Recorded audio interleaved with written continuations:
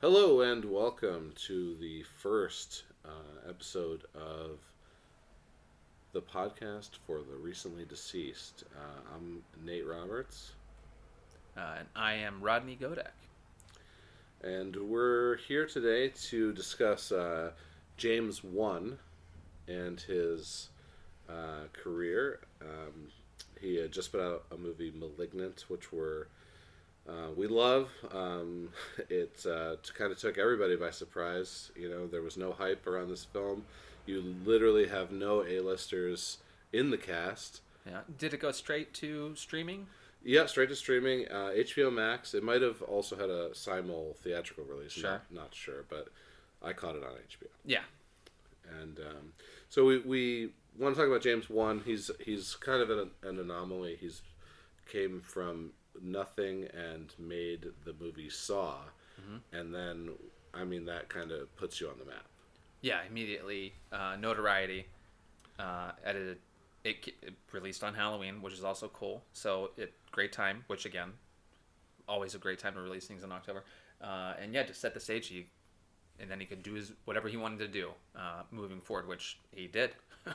Right. The Saw franchise alone is up to 9 movies if you count the spin-offs. He did 2 and 3, not as a director but producer and writer. Yeah.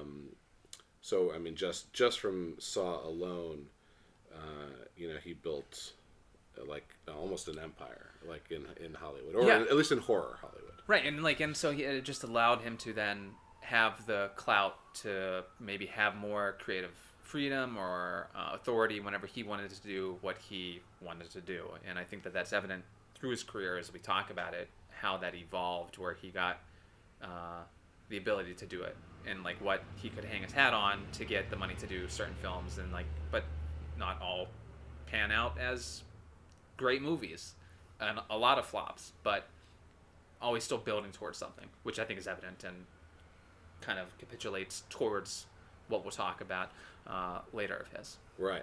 Okay. So yeah, James Wan as a director, mostly horror. A handful of, not even a handful, like 3 non horror films. One was Death Sentence, kind of looked like an action thriller. Yeah. Furious 7, which is kind of what so weird. The studio's like, hey, I need somebody to make this movie, and he happened to be available. Yeah, I don't understand how that happens, but yeah, if someone mentions it, he's like, sure, I'll take a paycheck and I'll direct this movie that no one else wants to, maybe. Yeah. I've always wanted to work with The Rock, maybe. Right, sure. I know I would want to work with The Rock. Aquaman in 2018, which I personally haven't seen. It's not my cup of tea. But I actually heard good things as far as the DC universe is concerned, and a lot of those movies not being that great, especially compared to the Marvel movies. Right. I heard Aquaman was actually kind of standout. Yeah, well, that's good. And I think that that's what DC is known for, is trying to find the right voice to tell their stories and taking chances or pulling people out of a hat, whatever. And sometimes it works, and other times it just definitely doesn't. Yeah, well, let's get the Saw guy to make Aquaman. For sure, it can't be worse than... it can't be worse than Snyder's Justice League or whatever. Okay, so all right, so now we talk about flops, right? I don't think this guy has any flops, right? Unless it's Furious 7, because I'm not watching. Sure, but when I said it earlier, I mean more so critically, for the most part, because horror is a polarizing genre to begin with. Sure. And so a lot of the films that he's made, will not have a great critical response, but an audience, people are behind it. On IMDb, if a horror film has between a 4 and a 6, I'm excited to watch it. Yeah. If it's under a 4, that's when I'm starting to think maybe this movie isn't that good. Mm-hmm. Sure. I'll have it on while I'm doing my laundry or whatever, and I'll catch a few scenes that are fun. Right. But this guy's a franchise machine. We have Saw, which we mentioned. Insidious just put out its 4th chapter. The Conjuring, the 3rd is out. The Annabelle series has put out 3 films. We also have some side films in the same universe. We have The Nun, and I'm not sure if Dead Silence fits in at all, but obviously this guy's got a thing with dolls, right? Very, very weird. I'm not sure where it happens, and I can't remember. I want to say it's Conjuring. Is the second most grossing franchise of horror. Oh, okay. He's not making monster movies. Mm-hmm. He's not making slashers. I mean, Saw is kind of a slasher, more of like Psychological in the beginning of torture porn. Right. What would be known as torture porn Right. wasn't solidified identified that, until but then until, once until Hostel, people and started Hostel, to yeah. When associate Eli it. Roth was like, "Oh, I love this." Yeah, I'd take this to a 10. Yeah, Sure. yeah, exactly. Eli Roth, he turned it up, Yeah. and definitely solidified the genre. But I kind of wonder the fact that he completely, I think it's fair to say, completely goes away from what Saw was about to then go towards ghost stories. Maybe that was intentional because he saw what that branched out, and he's like, let that be its own thing. Right. This is now what I'm really interested in. Saw is its own animal now, Right. And I just want to tell ghost stories. Yeah, I like ghost stories. And yeah, is he good at it? Of course he is. We talk about The Conjuring, and the movie is fantastic. The Conjuring 2, I think a little bit better overall as a film. The Conjuring 1, definitely the better horror movie. Yeah, and I think the casting and the cinematography that is just solidifies how to tell this story and how to have the people that are in that story communicate and just put you in that house and the events that are happening, and the basis being based on real events movie. Right. That really holds a lot of weight because as a viewer, you've got like an investment. This really happened. What I'm gonna watch, this is real. Like you can't refute this. Right. It's the Blair Witch phenomenon. Yeah. Because I was 16 years old, and when we drove back, our friend's mother drove the three of us in her van back home from Blair Witch. There was not a sound. We didn't say a word. Like, we were terrified. And that gets recreated by the stories of the Warrens. Yeah. Being actual events. You've got the Amityville Horror as well as the Haunting of Connecticut, and then of course the Conjuring, and I guess the Annabelle series is probably taking more liberties. Sure, yeah, really starting to spiral out of it. Yeah, but each Conjuring was definitely based on a particular story of the Warrens in the books that they wrote. Yes. That they published. Yeah, and there's always just a fascination with that because it's the inexplicable events that occur that people are just naturally drawn to, and so I wonder if that's a cognizant decision on his part to have that reality-based story to tell to build the world, but then play with it in all kinds of different ways. Like I wonder if that's what he wanted first, or if it was just random ghost story and he just happened to stumble upon their story. Right. Well, yeah. I mean, so you look at Paranormal Activity, and that movie is very grounded in like a concept of reality where, because it's all security cams and found footage, that it's like this could happen to anybody. This could be your home, your new home. This could happen to you, and you get the same kind of sense in a based on true story film where, oh, this actually happened to someone else, so this could happen to me. Yeah, it's the artistic depiction of that story where Paranormal Activity and found footage is like, here's the banality of living a suburban lifestyle or whatever, and you see it through this camera, very familiar type spaces. Nothing is over the top cinematography, doing a set piece or anything. It's all normal stuff. I could watch this on my phone, like, because someone recorded from their nanny cam. It's complete opposite of like what would normally be a part of a big budget movie. Right. And so like that's more about the normalcy of home life, where this is taking a setting and actually creating a piece of art through the story. It's just it's super interesting to right, and on the basis of the art of filmmaking, and found footage versus studio production. We talk about things like immersion, and immersion obviously is very important in a horror film. The two big things for me in immersion obviously are going to be your camera work and your audio. Mm-hmm. right? So Paranormal Activity, found footage, anything like that, almost makes you feel like you're right behind the camera, like you're right there, and Yeah. that really helps with the immersion. But we go to The Conjuring, and I've seen some of the best camera work I think I've ever seen in horror in James Wan's movies. Conjuring 2 specifically, Malignant, which we'll talk about later. Yeah. Um, I mean, this guy does extremely interesting things with the camera to really suck you in to the film. Yeah, and it's the storytelling that has to be strong, but then it's all of the horror tricks that are going to be implied or utilized rather to you anticipate a jump scare. Something's going to happen. Something's going to come up, and sometimes it doesn't, or it's a curveball and it happens in a different way than you anticipated, and it's even more fulfilling because it's not cheap. It's not a cheap just there's some of that, Right. but it's executed in such a way that there's more intent and it's more world building and you're more invested and you're more immersed. Right. To your point. Yeah, and well, yeah, with intent too, right? The jump scare also being part of the story and or making sense to happen in this instance versus the cat jumping across the screen as the jump scare fake out, which makes no sense. Yeah, it's just stupid. You're just getting a rise out of me Yeah. because you want to do that. Yeah, You want to make me feel uncomfortable. If you have cats, they don't just jump across the hallway and screech for no reason.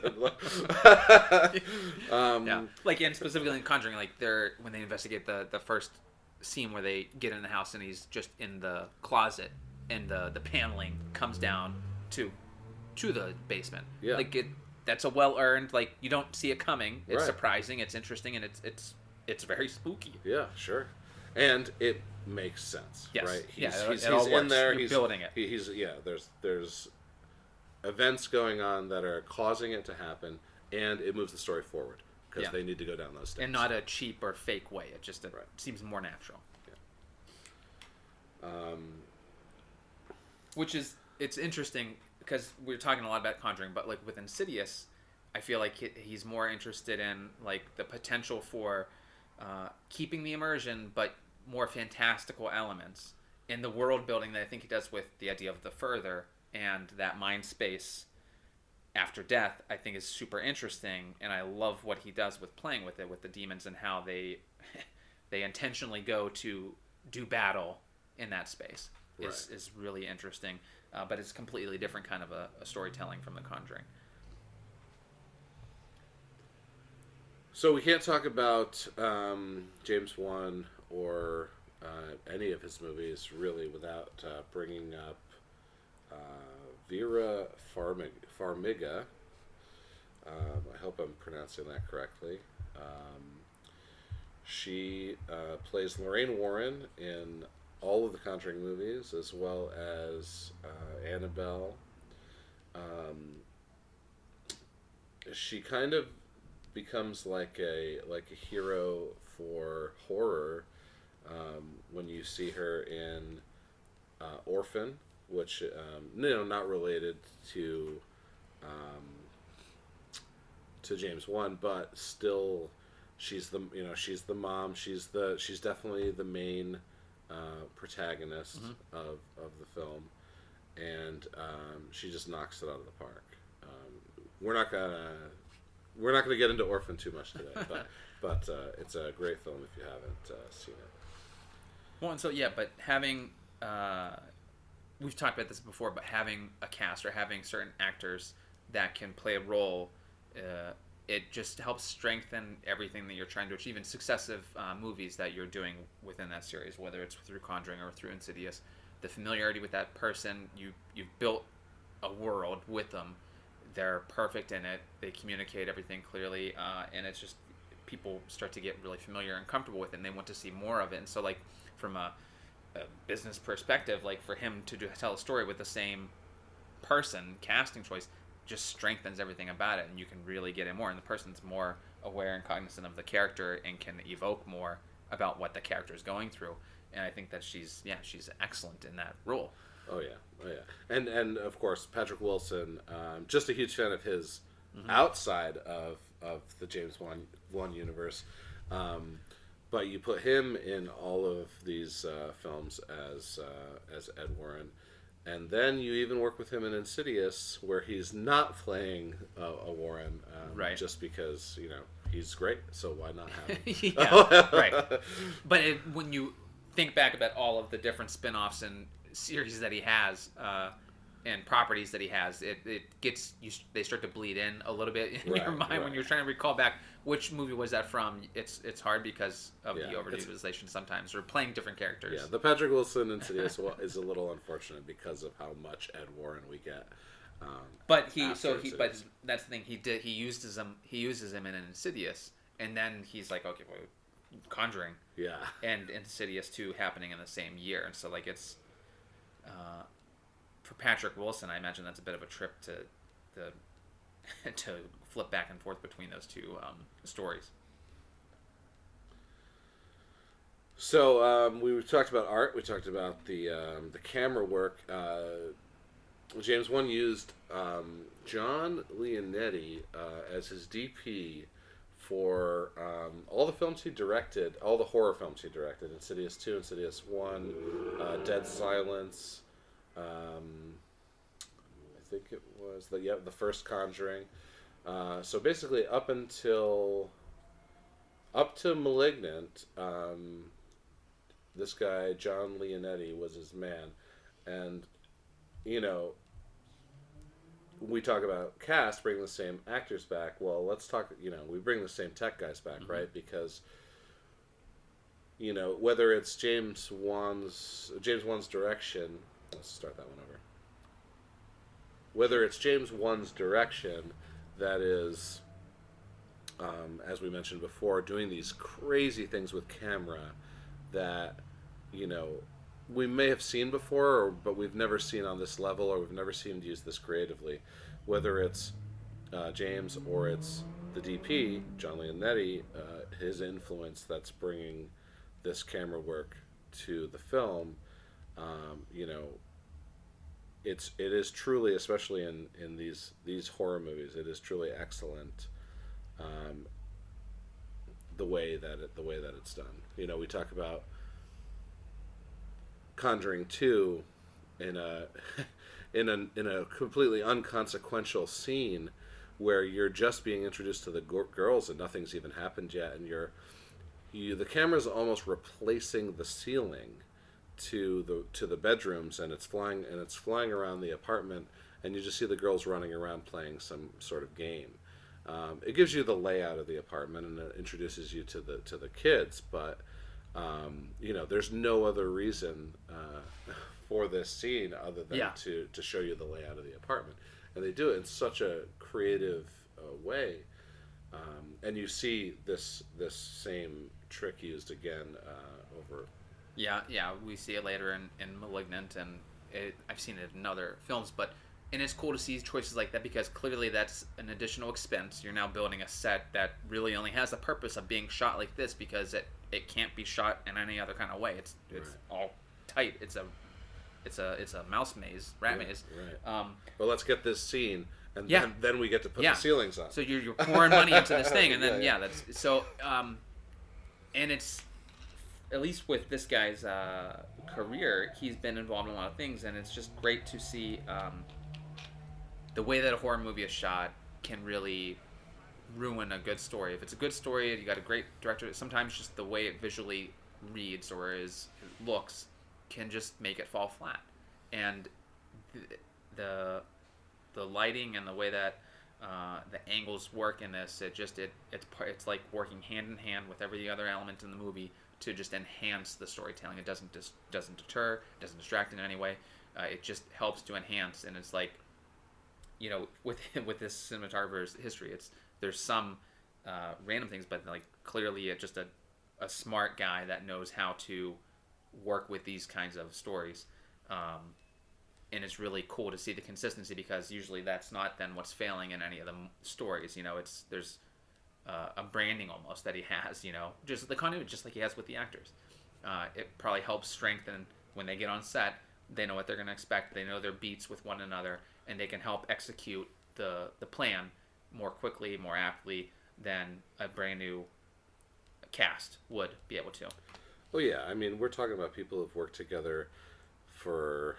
It's 8 years ago was the first Conjuring, Yeah. and the third Conjuring was this year. Yeah. So, I mean, obviously, these people, whether they're friendly with each other or not outside of work, they know how to work together. Yes. I was surprised to find that the Malignant director of photography was not the same, because a lot of the same tricks are employed. But we'll get to that a little later. Sure.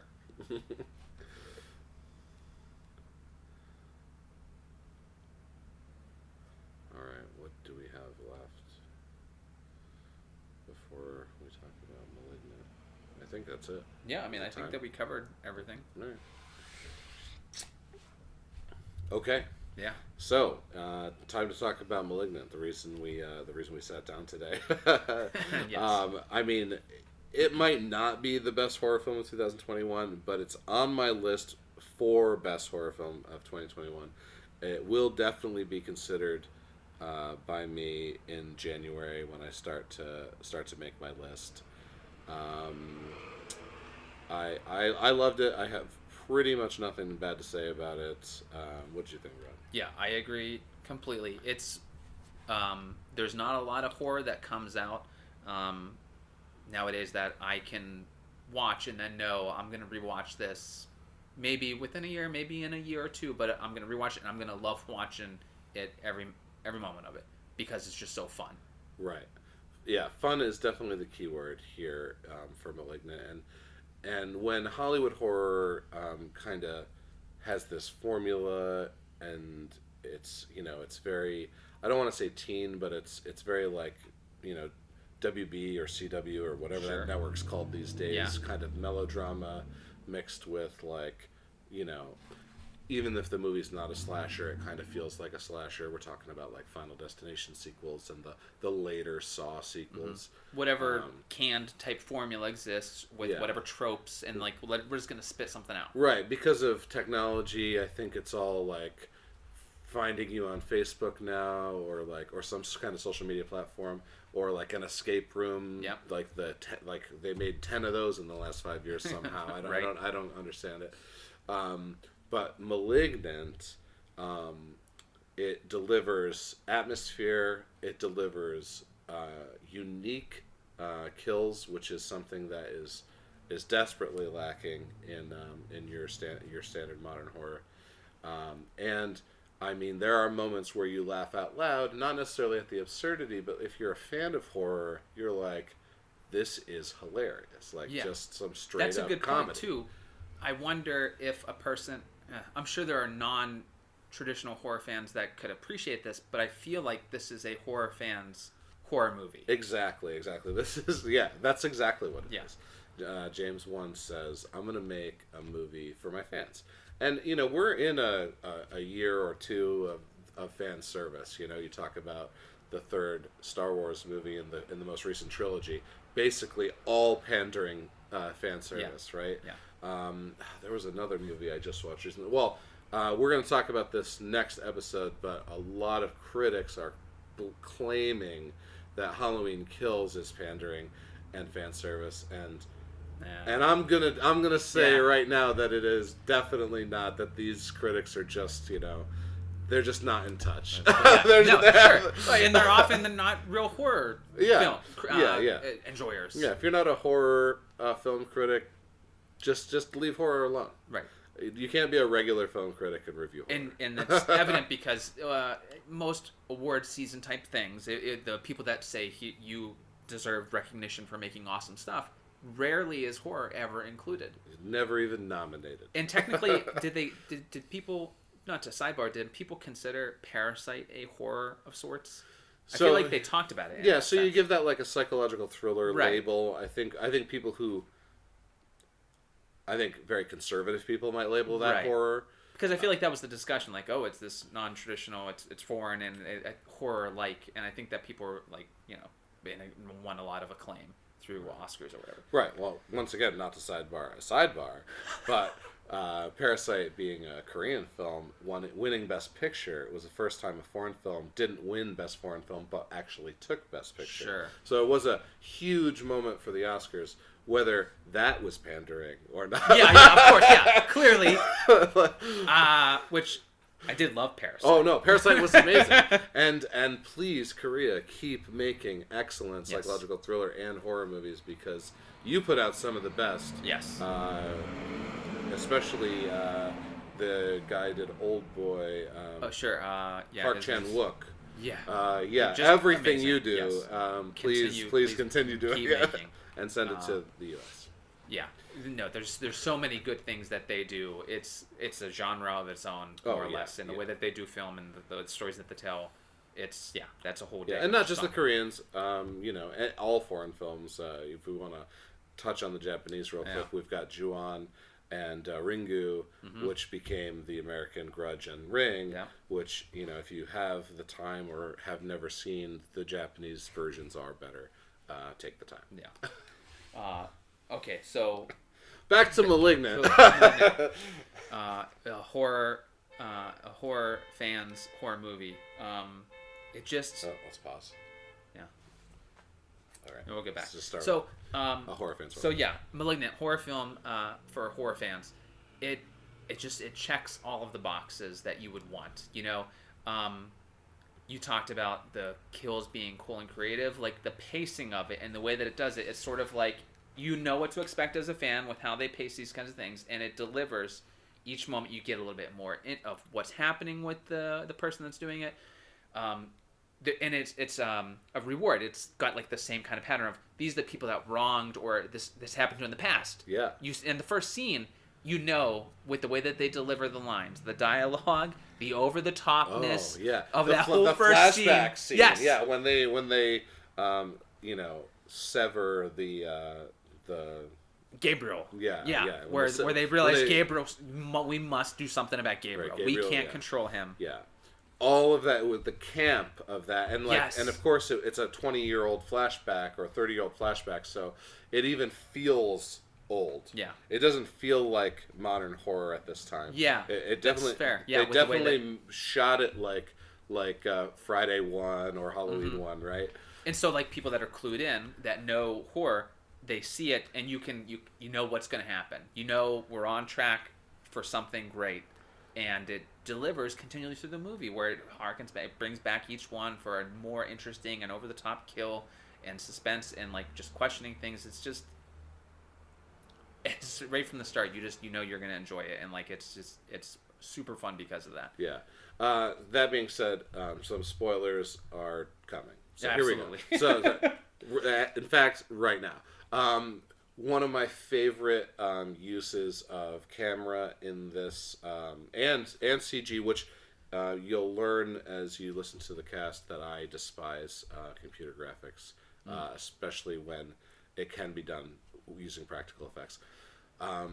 The shared conscious sequences of when the villain Gabriel is committing these murders, the protagonist, her name Madison is the character. Yep, Madison Mitchell, which the double M sound. That's how you make a hero. That is a hero, and by the end of the film, she is essentially a superhero. Yeah. Which when you see it, you'll know exactly what I mean. So she gets paralyzed by the killer and has to watch the kills. And they do this incredible camera twist, like environment bleed. Yeah, the melting of it just dissolves into a different space. And the terror that she is exhibiting as she experiences these visions through these kills.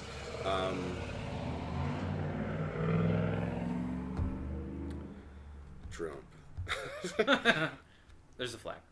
And the terror that she experiences through having to watch these kills is just fantastic. Then of course you have her telling the police that she's seeing all the stuff before it happens. Yeah. She doesn't know that it's as it happens. She assumes she's predicting the kills. Right.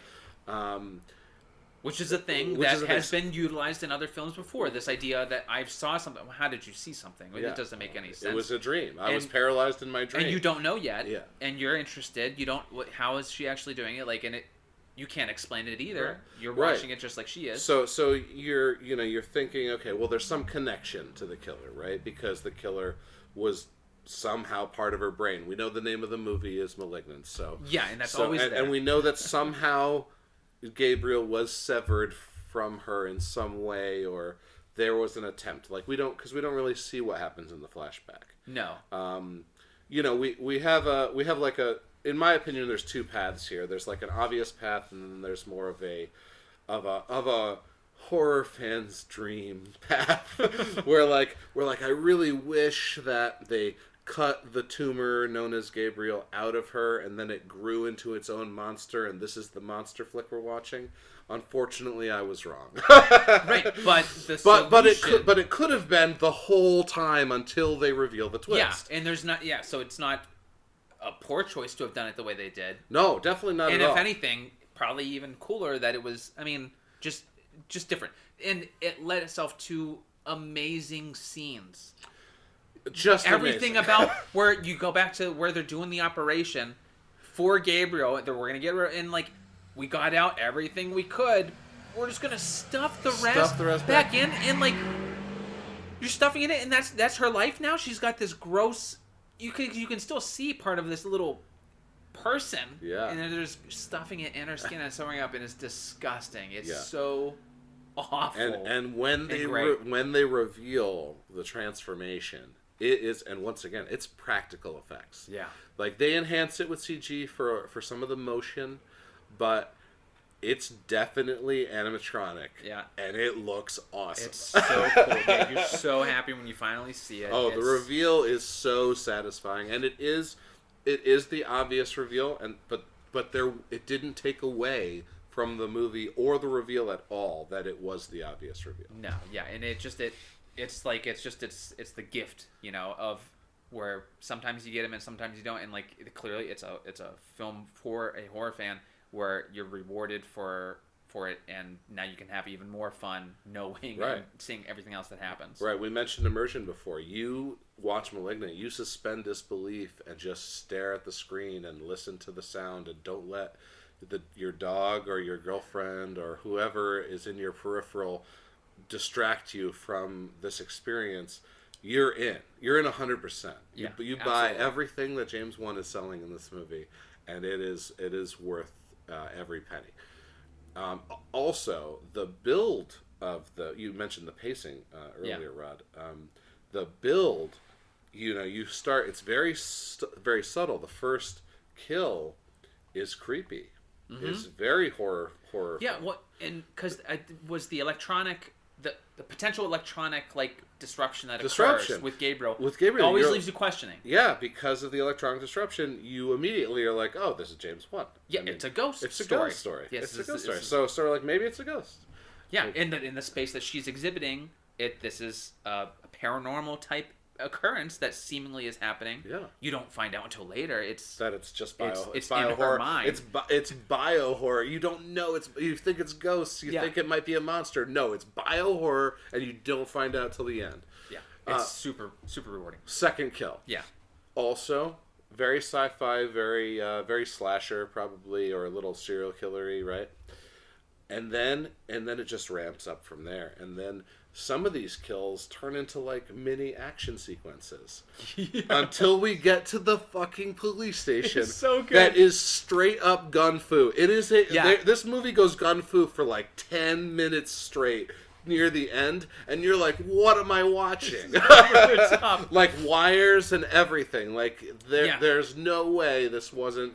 Yeah, the set, and it's funny because you see the scene of this police precinct where there's all this space, and you're like, what Yeah, police station looks yeah, like yeah, this. yeah. The establishing shots before you get in, because she's before the fight scene that takes place there. because she's in the holding cell, which has like 20 people in it. Yeah, I know. For no reason. Yeah, no. You were like start to wonder, like, wait a second. But you go out to the main detective for an establishing shot of like the precinct, and the ceilings are 40 feet high. Yeah, it's giant pillars and just open desks. No cubicle dividers. Nothing. Yeah. Just a wide open space. And yeah, she's gonna break out of this thing. Yeah. And she's gonna kill every single one of them in the best 10-15 minutes. It's just fun. You just know it's Yeah. coming, and you buckle up. Yeah, and you're just right. ready to go. Right, and that's also the reveal scene in the holding cell, where if you weren't 100%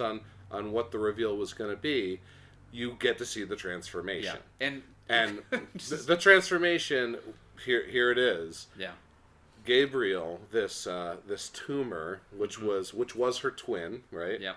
They call it a teratoma. Teratoma, yep. Was dissected or somehow in the flashback to where it was dormant, right? Her abusive husband, who was the first victim, slams her up against the wall, breaks the back of her skull, and awakens Gabriel, starting the events of the film. Yeah. In this scene, it breaks open the shattered skull parts, pops itself out a little bit.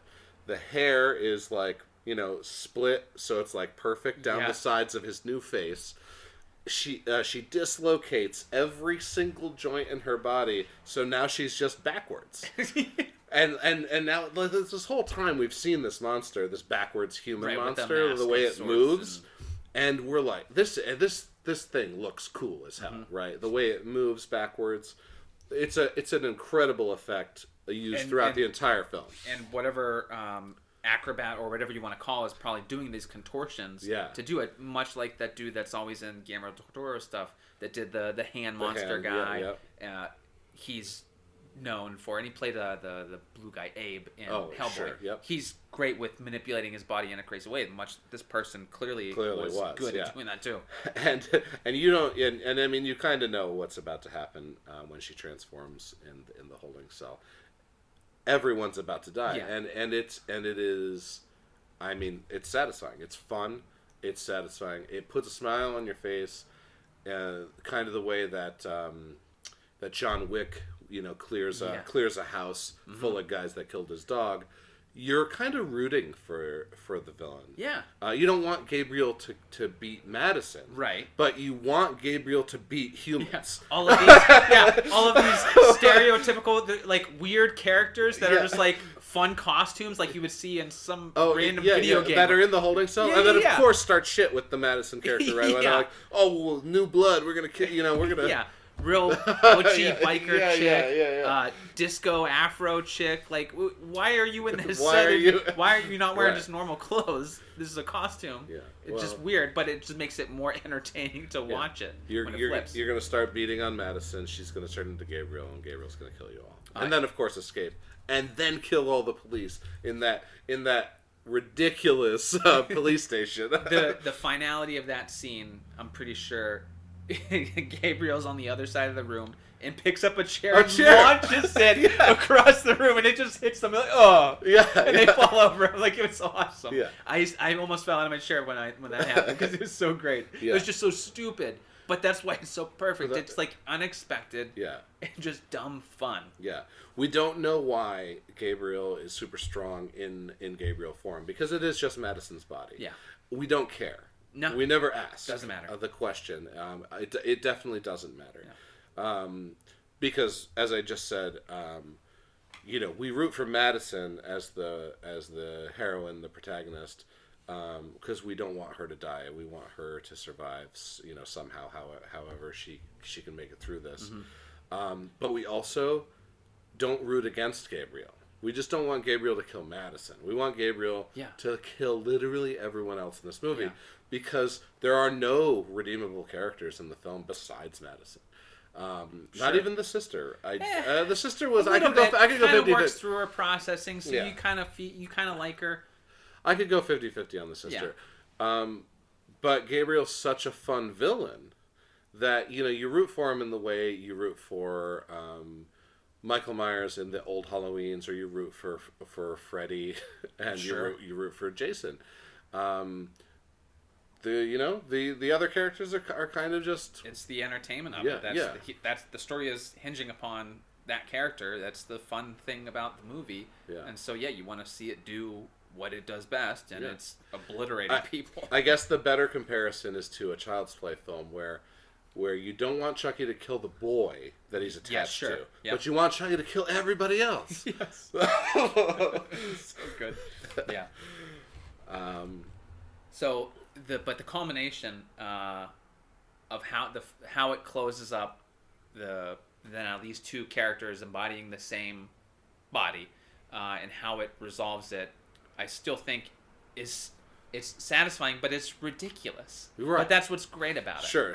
So it's right. So we mentioned the shared visions, and we had at that point in the film we don't know what's going on. So obviously they share a brain. So when Gabriel is killing, he kind of has Madison in a virtual cell that he's used to give her the almost like the holodeck.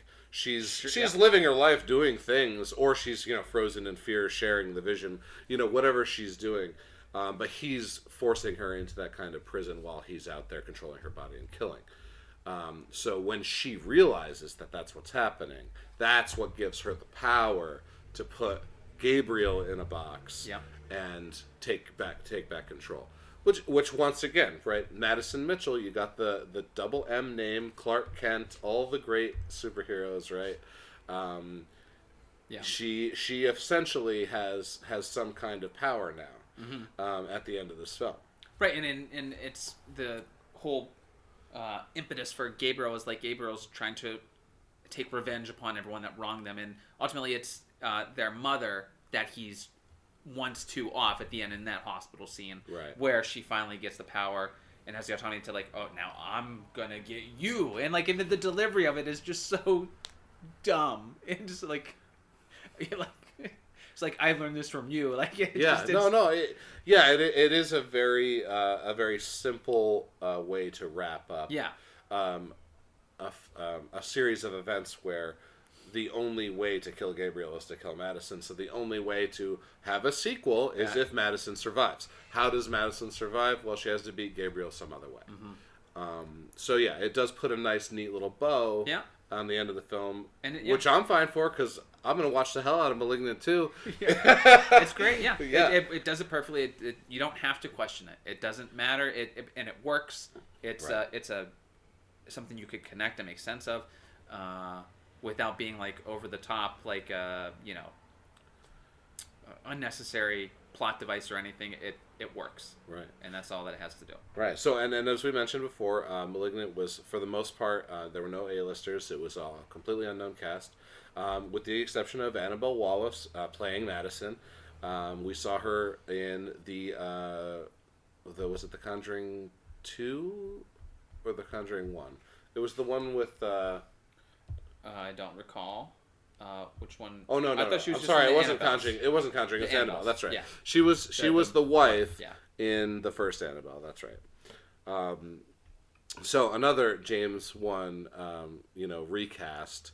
Would it have been nice to see Vera play Madison? Maybe, but this woman did. She did a great. Madison. Yeah, this one had to be younger. Yeah, Had to be for it to really work. A character in there. I don't think they explicitly say, but in a point in life where there's not other drama that they have to worry about. They're just in the middle of their life experiencing something Right. where you don't have to think about it in any other kind of context.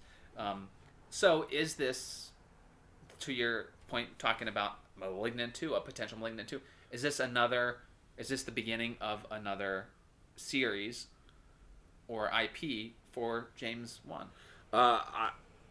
The answer is I don't know, but definitely yes, please. Yeah. Can we get 3 Malignant movies in the realm of trilogies that Hollywood is I just wonder, obsessed with? just how they would resolve it, because I guess you could just have fun where it's continually vying for something, or something happens to her Yeah. physically that causes a brain trauma that then puts her in the backseat because Sure. she isn't able to control. You could do a lot of cool things, I Sure. suppose. I mean, well, she just experienced some trauma, so we can make her a drug addict, and every time she's she's Yeah. under the influence, Yeah. he just gets to Takes take over.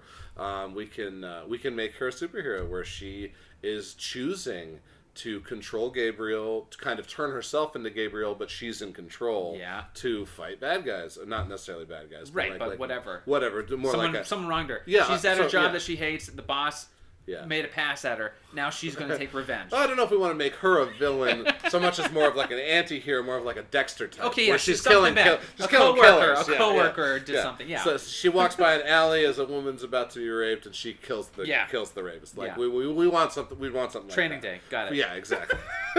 But the other thing that I thought of when I saw it, it just seemed like such a good pinnacle achievement for him as a director in his career because of him refining his skill set. Like, I like it as a capstone in a similar way to, like, this is not a related movie, but I look at No Country for Old Men as like westerns. You don't have to make more westerns. It's a perfect western. Don't bother. Sure.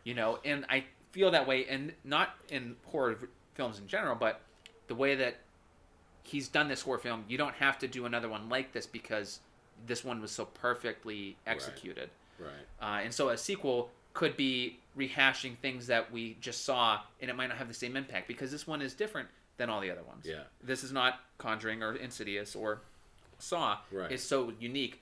To redo it, it would probably lose a lot of its allure. Right, which is why in a sequel I think I would want some kind of I don't want her and Gabriel vying for the body. Right, it's something. Give me she's got control over Gabriel, or somebody who survived the first film is trying to like put her in a position where Gabriel has complete control and she's just completely out of the picture because he wants to create chaos. I mean, obviously I'm just spitballing here, but like, give me something that I didn't just see. Yeah, right. Yeah, and I think it'll be difficult to do. Yeah. But, yeah. I mean, all sequels right? are hard in that respect. Yeah. In next week's episode, when we talk about the Halloweens, we're gonna revisit this concept. Yeah, it's not just easy. hard to make a sequel. But yeah, for me, I like to look at the career and seeing that as like a great, not a final note, but awesome. Like, you've reached something that I think you might have been striving for, or one is always do, and it's just awesome to see.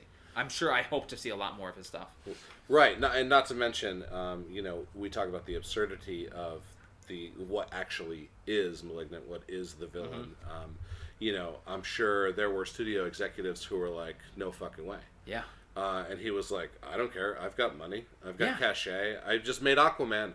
I'm making the horror film I want to make, and it's about a tumor monster. Yeah.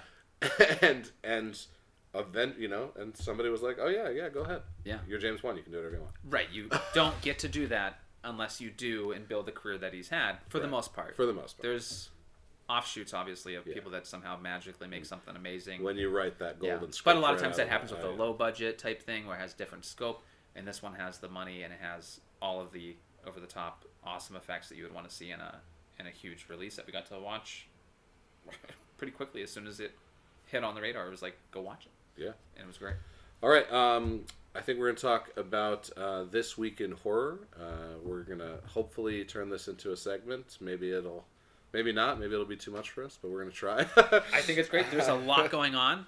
It could just be the timing, but there's a lot happening in the world of horror and TV series. Right. So, first, we'll just talk about, I know what you did last summer, the show. This week, episode 3, A Gorilla Head Will Not Do. This obviously being our first episode, we might as well just talk about the show all the way up to episode 3. So, the first episode. Yeah. Pretty bad, right? Like, the setup for me was a little too on the nose. It was too much the first film. Like, Okay, you hit somebody with your car and you threw them in the water. I get that all the characters are different. Yeah. But if you're going to make and I Know What You Did Last Summer show, why not come up with a new inciting incident? Mm-hmm. Am I okay with it? Sure. Am I going to keep watching it? Of course. I'm a fan of horror. Could have gone somewhere else. Fine that you went there. Maybe not. And for me, it was like the first scene was just, it was too much off-putting. I'm too far detached from fun high school partying, which I also thought, we just talked about suspending disbelief and just immersion. It's difficult right now to be in that kind of a setting where there's parents and cops for the most part in a party where there's kids dealing drugs, doing blow, and hard drinking. Drugs. Yes, serious stuff. I mean, when I was 18, I was partying and doing drugs, but I wasn't doing those kind of drugs, and I wasn't doing it with my parents and the cops around. Yeah. And I was having sex, but I wasn't having orgies that I was posting on the internet. Yeah. There was it's maybe it's a different time. Maybe I'm a little out of touch. It could just be old. I don't know. But in my regular life, I definitely I run a game store and I run a magic shop and I've got like a trendy cafe, so I see the youth. Yeah. The youth I see. I mean, they could be doing this stuff. Yeah. But I just get the feeling that they're not. Maybe this is just a little sensationalized. Yeah. Which is fine. Yeah, I get it. It's the TV. We're being curmudgeons a little bit about it. Yeah, it's definitely. It's just the way it is.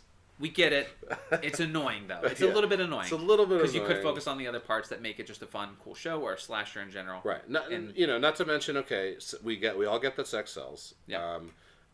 But these are high schoolers. Okay, you went out of your way to tell us that they were 18. Good job. Yeah. But you could have just not. You could have just not sexualized teenagers. Right. Okay. And so here's the other thing. And it's not in episode 1. We're going to be getting up to episode 3, but in episode 2. No one wants to talk about, they handle it by the end of episode 2, but the is it Johnny? I think it was Johnny and the coach. Yeah. The coach who were hooking up while he was a student in high school. Yeah. So there's the fact that while he was dating the other the girl, the Asian girl, Margot, who has an Instagram. She's an Instagram sensation. Yeah. She'll never have a job because of Instagram. Obviously, unless you watch a show, you're not following these characters that we're talking about. Sort of has a Britney Spears father in her mother, where she's really guiding and forcing her to do stuff. Yeah.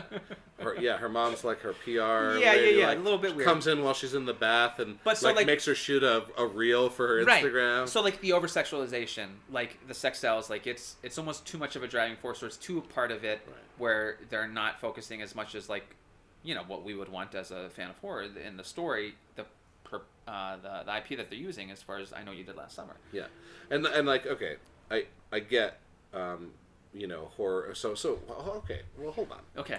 Because gratuitous sex in horror has always been a thing. Yeah. But it's never for the nudity. It's for the horror. It's for the violence. It's all right. You're gonna get to see a pair of tits, and then they're gonna die. Yes. In this, it's just sex after sex. You get explicit sex scenes for no reason. It's Game of Thrones. It's more of Game of Thrones, sure.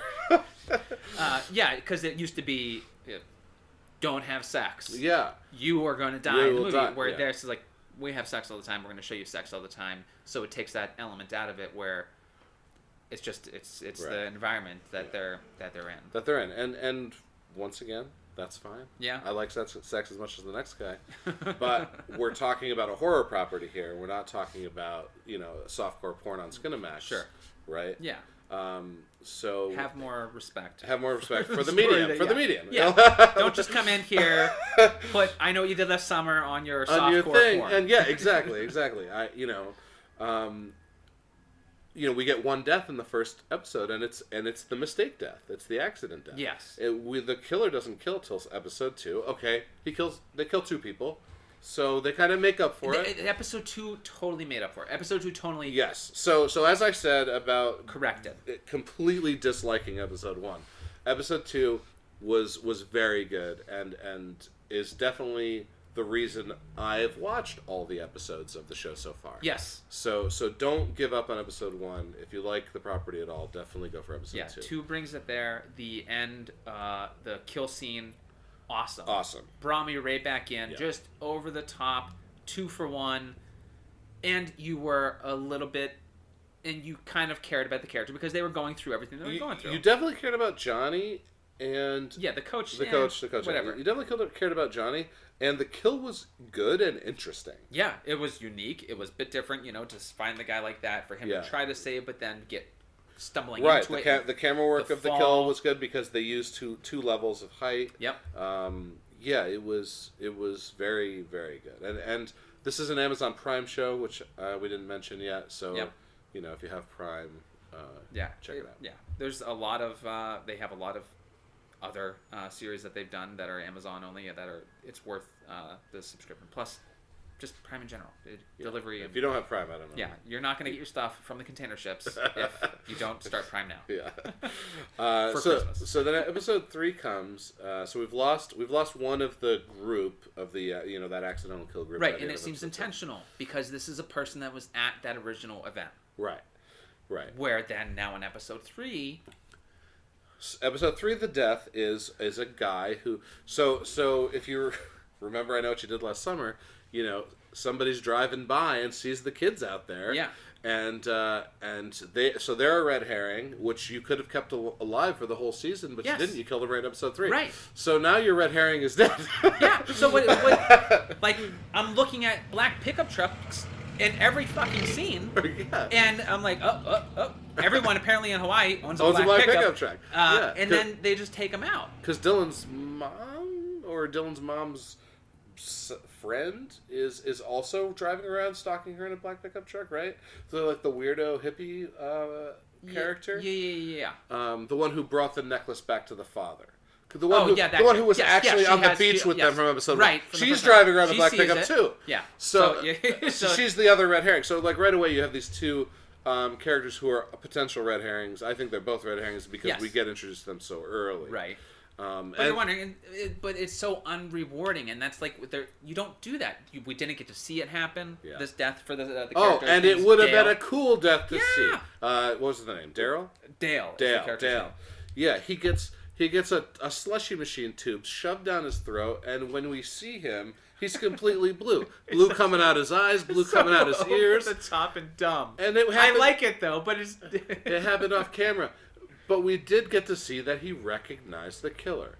He said, "What are you? Oh, you or what are you doing here?" Said something like that. He definitely recognized the person. But the other thing that's odd about the episode, the lead, Lennon, who's actually Allison, right, goes to the shop and sees him there because she's getting texts through the phone from the killer. From Allison's old phone. Yeah, from Allison's old phone. So she goes there, and then she has a confrontation or an interaction where maybe he beats up on her in some kind of way. Because then she just says he tried to get me whenever they're in the cave later that night after they have seen everything. They just that just happened off screen. Like for what end? Like why? Right, and we don't even know if there was an altercation at all. She might have just felt like he was because of the text. But they talk about how he had a weird obsession for Lennon. For Lennon, not for the sister. But Lennon was. We find out in episode 3 about the OnlyFans, or is that in episode 4? I think that's in episode 4. We'll stop. Yeah, I'm pretty sure it's in 4. Okay, all right. At the end of 3, she gets the photo of the thigh, the hashings, the scarification that she's doing on her thigh, and the video that she made, that Lennon made of the sex tape with Dylan. Okay. And so that then you're like, which leads you to believe this. Maybe she is alive. The sister is alive. Right. So so the third red herring introduced in the episode 3 is that it's actually the sister. Right. Which is fine because that's the actual story of the first film. The guy they hit survived. Right. And he put on the raincoat and he had the hook and he went after him one at a time. Yeah. And it was a fine movie. Yeah. Right. And it wasn't a great movie, but it was a fine movie. Yeah, and we see the father, the necklace is returned that Allison always wore. Yep. And so, it's weird. They're just throwing things at you that seem like, oh, this could be interesting, and they make you think something, and then they shut that door. And it doesn't make sense as to why they're shutting the door because now you're just like, okay, well now I don't know. Okay, and then they introduce another option. She could be alive because now there's a video and photos coming that only she would know about. Right. Seemingly, at least as far as what we know. Right. And the other thing that was like kind of happening through the whole thing, which is just character building, Dylan, the Dylan character, they kept doing the flashback of his perspective that night, and it didn't really add anything. Oh my god, his flashbacks were terrible. That was Like the worst. he's part a of the cool episode. character now Yeah. because he's like seems super dark and pissed about everything. Yeah, he definitely. Yeah, he's the only character who He was the doubting Thomas of what they were doing. Right. He's the only character who wants them to turn themselves in. Well, not now. Yeah. Did He's accepted and he hates his life because of what they did. But that night he tried to convince them we can't do this. right. We have to turn ourselves in. Yeah. But they kept flashing back, and it just didn't do a whole lot. It didn't add a whole lot. You got to see the perspective, but it's just like, Yeah. it sucks. Another thing, this is a small note. The Rai, who is the young drug dealer in the crew that was part of the accident, being hopelessly in love with the Dylan character, just seems like, I don't know, it just seems like a throw-in side plot that's kind of exhausting. It doesn't, they don't reference it very often, but every time they do, you just kind of roll your eyes. Yeah, unnecessary drama, like, just for the sake of drama. Because we have Allison and Dylan. Like, why did we bother? Because Allison loved Dylan loved Allison, and now Allison has to pretend to be Lennon in this new future and I love that where angle. Lennon's actually dead, which was a nice twist. Yeah. On the on. It's cool to see her live with the pain and the torture of killing her twin sister. Yeah, and that you love this dude. You will never be able to have him ever. He fucked Lennon. Yeah. So you're living with that. Yeah. And you can never have him. Yeah. And he hates you. He hates you for what happened. Yes. He hates you for what you did. You can't reveal that you're not Lennon. So it is torturous, and that is it's developing a character. You care more. There is some good drama that I wouldn't call melodrama. Sure, and she is good. Eisman, I can't remember her. Madison Eisman, I think is her name. The actress's name. She is great. She's excellent, and playing both characters is got to be a challenge. Well done, but she does a great job. Yeah. So it's a cool. I'm still hanging in there. Yeah. 2 really made me want to continue. 3 was whatever. Three was like okay. Yeah.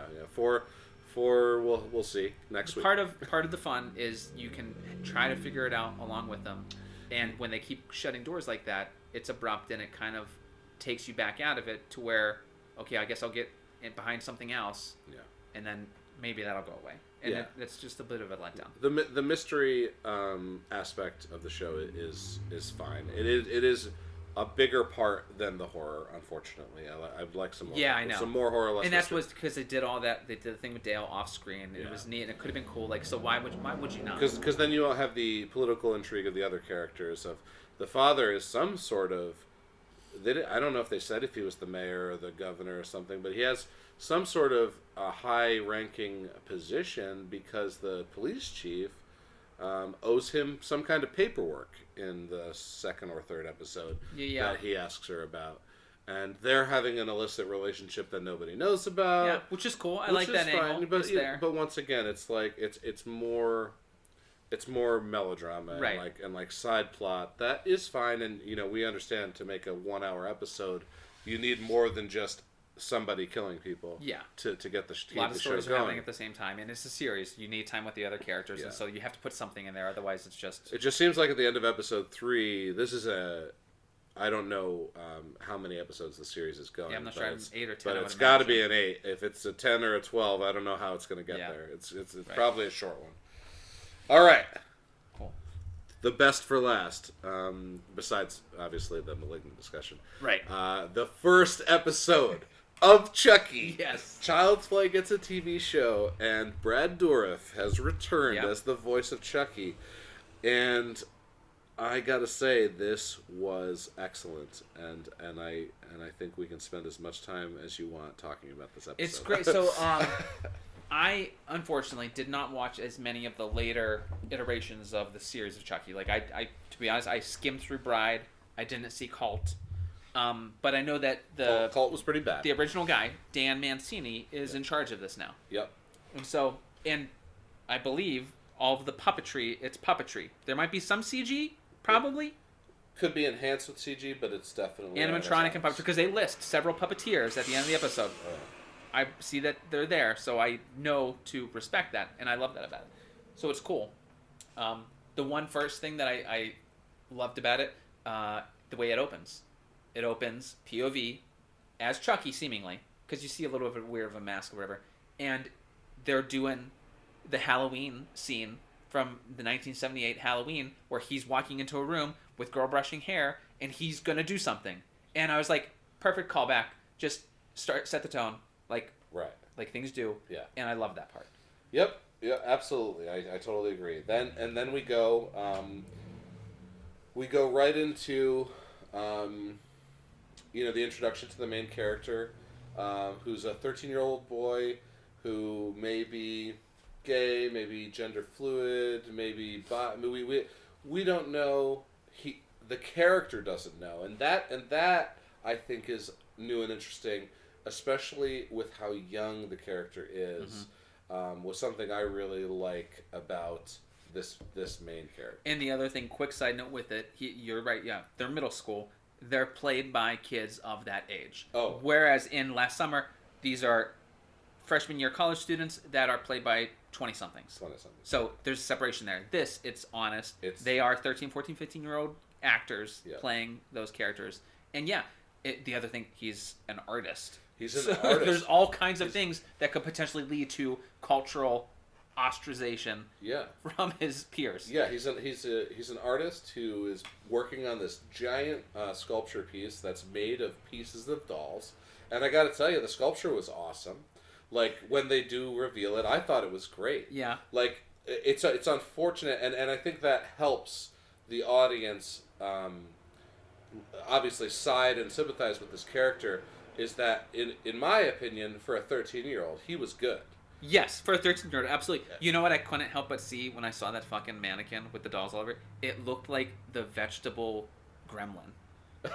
Sure. With all the different shapes on his face, cauliflower making this or that. I couldn't help but see it, and it kind of ruined it, like, because it looked like spinach and stuff. The veggie gremlin, one of the best gremlins from Gremlins 2. But yeah, but to have a full mannequin of all these parts, it was awesome. Yeah, and I mean the creativity that a child of that age would have to be exhibiting, and to do something that is like his big project. And it's an in with Chucky. Right. So he buys the Chucky doll at a yard sale for like $10. He finds out online that it's like $1,500, and he might sell it. Yeah. And where'd my butcher knife go? I'm worried that the dad, who's like a blue collar like trash, is gonna find out that the doll's worth money and sell it himself. So like even as a viewer, like, I'm already tense, and Chucky hasn't even blinked yet. Yeah. Right. And I'm worried for this kid. Because the dad's an alcoholic. He obviously is uncomfortable with his son's orientation, whatever that may and the be. fact that he just doesn't have the friend group that he would imagine his son should have. He knows that he's the black sheep. The son has no friends. He has a cousin that's the same age that we hope is an ally, and we're not sure whether he is or not. Right away. By the end of the episode, it's clear. Yeah, it's clear he's not. The only potential is the guy that's making the pod, the other student that is in the pod. Right, which is his cousin's friend, apparently, right? Yes. Because you see the scene on the bus. You see them together on the bus. So maybe his cousin's friend can become his friend, or at least an ally. But he has, so his father has a brother who has a wife and a son. Twin brother, played by Devon Sawa. Played by Devon of Sawa. Final Destination and Idle Hands fame. Yep.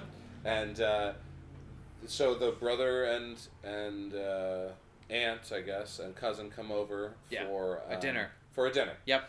And just the kid is brutalized. Oh, just at that verbally decimated. Like, you want to crawl inside yourself and never come back out. Because I also how much they dress him down. Right. I also had hope at this moment for the aunt being an ally.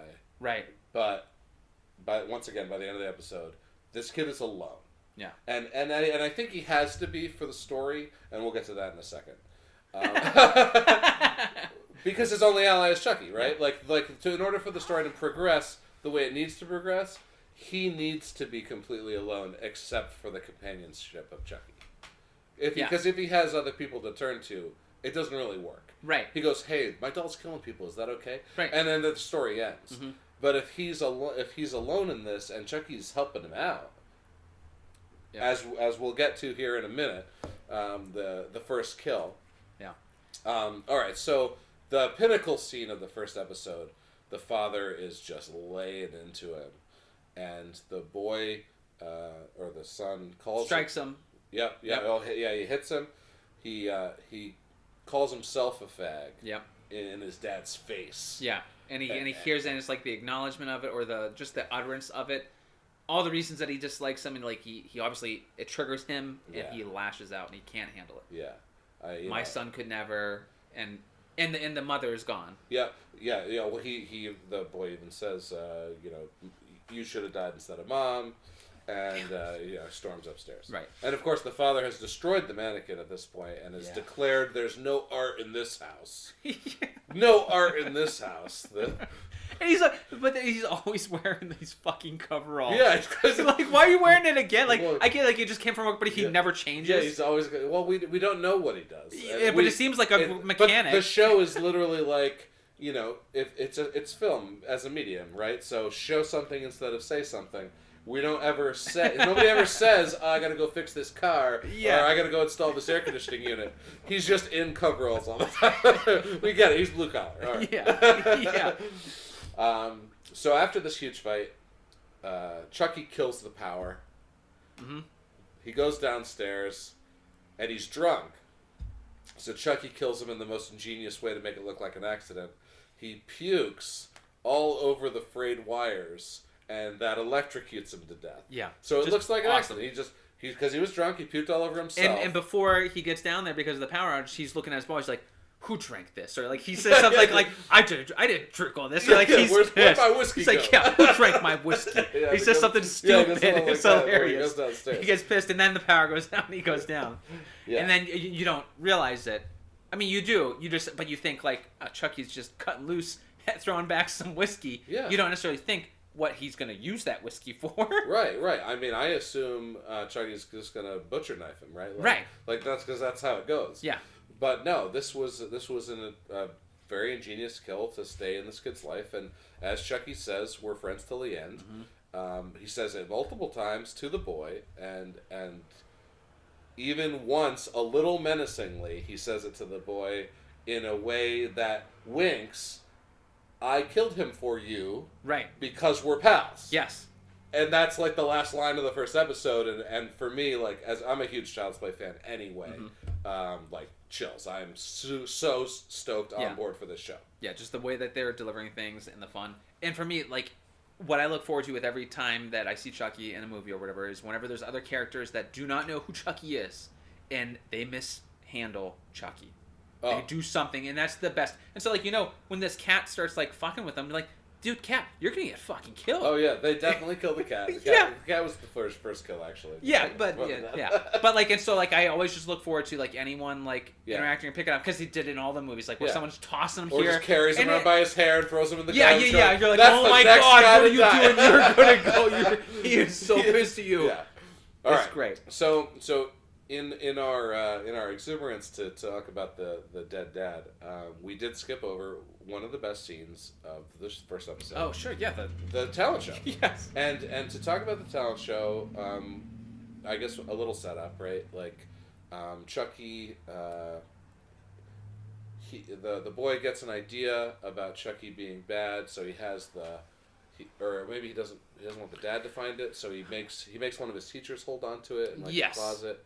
And then Chucky, of course, gets out, and so he takes it to school because I can't remember why he takes it to school, and I also don't realize why he had to like just carry it. Like, dude, everyone hates you, and now you're carrying this dumb fucking doll on the bus. Yeah. Like, obviously people are gonna hate you, but the frog, right? The frog. They're dissecting the frog, and he can't handle the blood, and then Chucky. Just the perfect autopsy on a frog. Right. And so that biology teacher, which again in that scene heightens Lexi as a bad guy, like just an awful human being. Right. Because she makes the GoFundMe for him. Right. Because he needs help with because he's poor or whatever, and then she just lays into him and just making fun, and then I like how the teacher gave it back to the students in that scene. Oh, yeah. She's like, she said, like, shut the fuck up, or she said something inappropriate. That was great. So yeah, so Chucky is planted in that teacher's office, Right. and that's where then we're at the talent show where again Lexi begins to lay into Jake. Right. She gets him on stage, and Chucky hops up there like the pal that he is, and does this great ventriloquist act, obviously fake ventriloquist act, Yeah. where he just starts cracking jokes and revealing secrets, and it's hilarious. Yeah, Like roasting Lexi. Roasting Lexi. Talks about the mother, Yep. the cousin's mother. The cousin's mother, Bree. the aunt, brings up the Yeah. aunt. And in Child's Play fashion, you get some really good Chucky comedy. Yeah. Which, for me, is hand in hand with the franchise. Yes. Right? It wasn't right out the gate with the first film, but Right. then it started to become it, and it's like, yeah, this is what like, we should. why isn't Chucky? Let's go all in on that. Why else would Chucky not be funny? Like, Right. you have to make him funny. Yeah.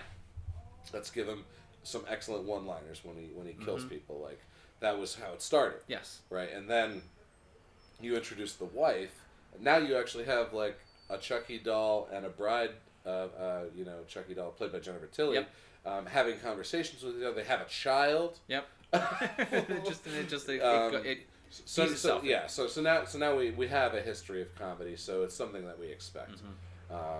And yeah, that sequence was perfect. Yeah. It was like perfectly written. It set everything up. The dad dies. He goes to live with the uncle and aunt and cousin, Junior, yeah. who we now know are all not on his side. Right. So They're obligated to do something here. They don't want to. Yep, they're all potential victims. They know the father was abusive, though. He was a drinker.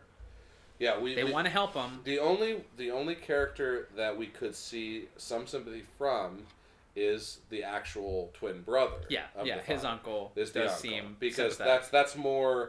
that's probably the closest relation he has. The aunt just got blown out by the talent show. Yeah, it's a ventriloquist. We know it's Chucky, but to her it was it's her fucking nephew talking shit. Yeah. And he revealed that Lexi was cheating on Junior with somebody else as well. So Junior's pissed too. Great first episode. Yeah, great first episode. Just fun.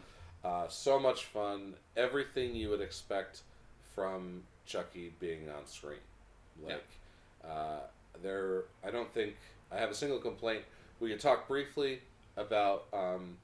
There's a lot of people call it social justice. People call it wokeness. Whatever you want to call it. Some shows too woke for their own good, and they're really preachy. This show.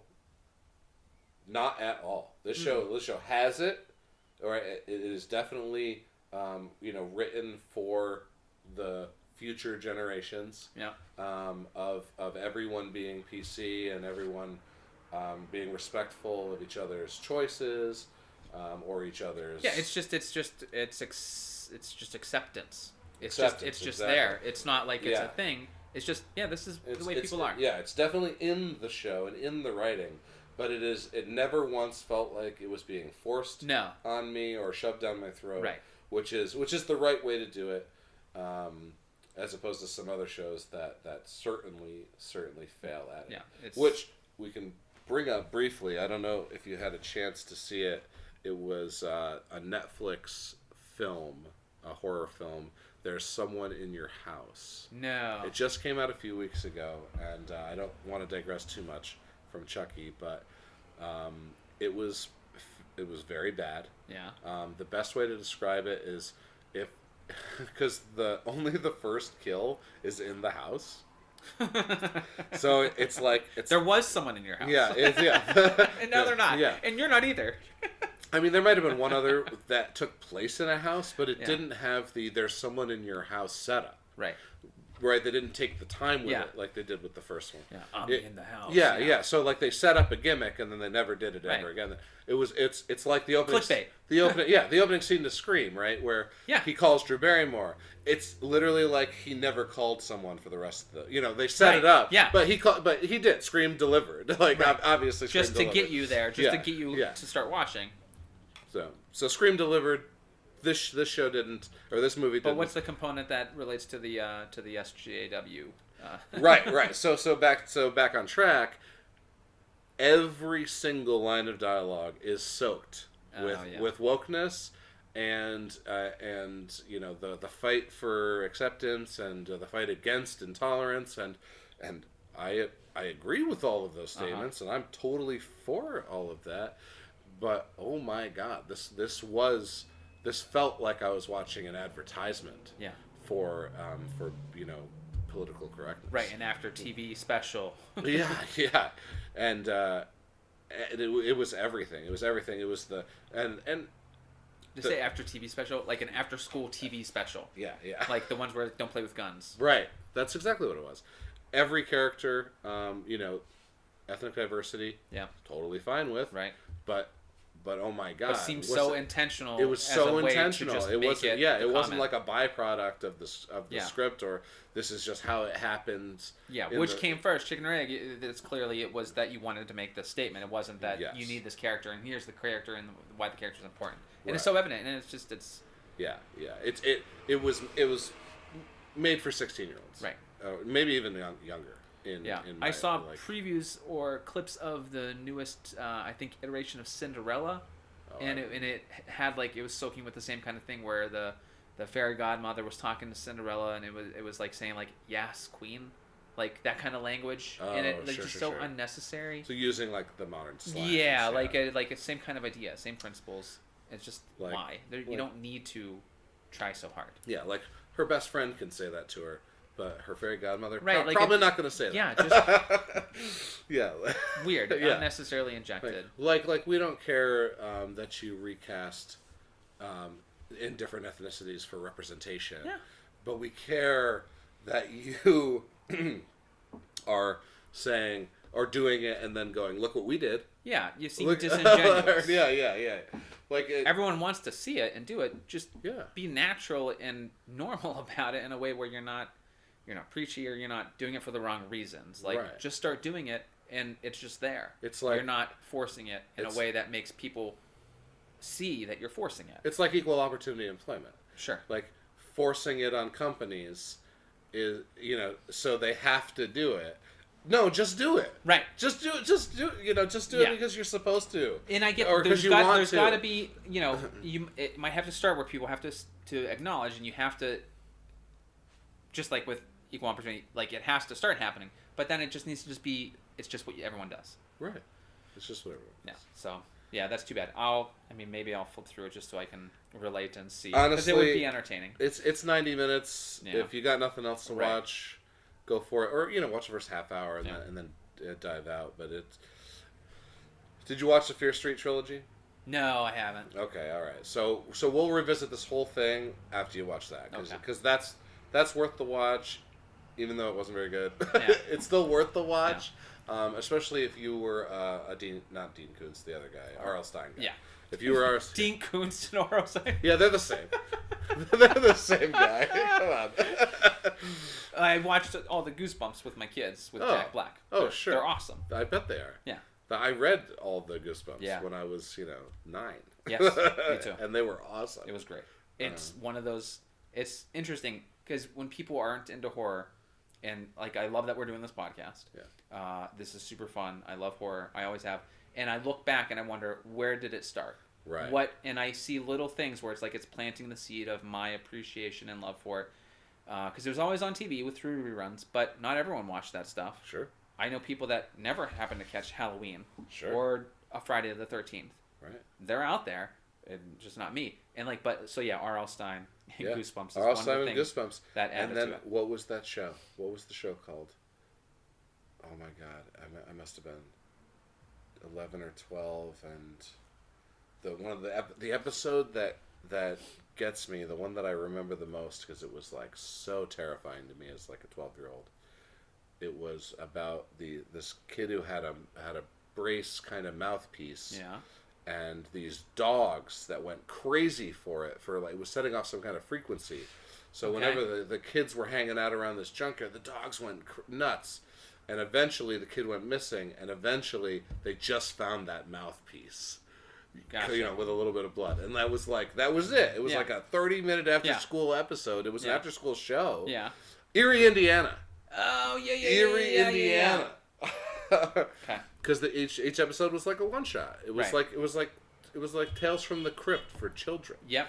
Yeah. Are You Afraid of the Dark? Yeah. Are There's You a lot Afraid of of the things Dark? where Yeah. they just planted it in, and like maybe Chucky for this new generation can serve the same purpose. Yeah, I hope so. It's on 10 o'clock Tuesdays on USA, so maybe not. But Yeah, and also I mean it's a weird time it slot. is R. It is definitely R rated. Yes. Yeah. How USA is doing something I don't like this? know. I mean, it's got to be. I Streaming. watched it, and the first time I heard fuck, I was like, what? Yeah. It's USA. Yeah. It's USA. USA. Okay. Yeah. Yeah. So hopefully, this kind of show can serve that purpose with streaming. Yeah. I know for me though, it was definitely Goosebumps. Yeah. It was definitely the original Poltergeist, Steven Spielberg. Mm-hmm. Yep. And it was shows like Erie, Indiana, and Are You Afraid of the Dark? Just watching them when I was a kid. Yeah, absolutely. Yeah. Maybe a little Predator, Terminator. So Yeah. A little Arnold influence, thanks to my dad. Mm-hmm. Yeah, because those were always there. Yeah. Yeah. Awesome. All right. Well, that was the first episode of the podcast for the recently deceased. I'm Nate Roberts. Yeah, I'm Rodney Godak. And thanks for listening.